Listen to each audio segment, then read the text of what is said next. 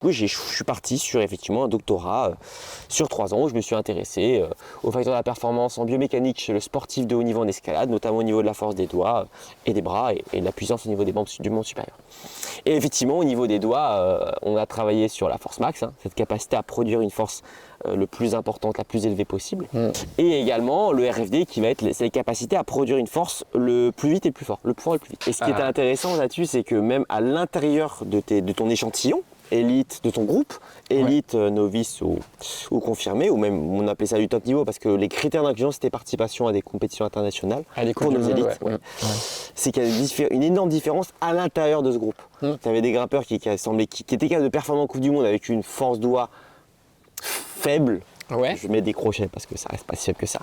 Et il y a vraiment des différences quasiment de 200 newtons, 300, 250 newtons, ce qui est énorme, énorme pour des masses similaires. Qu'on soit d'accord, qu'on soit clair.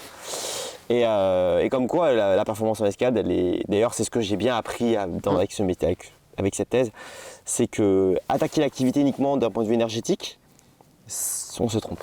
Il y a plein d'autres facteurs et heureusement sinon plein d'autres grimpeurs arrêteraient leur carrière sportive. Bien sûr. Même si la performance en escalade, c'est une activité de force. Ça reste une activité de force.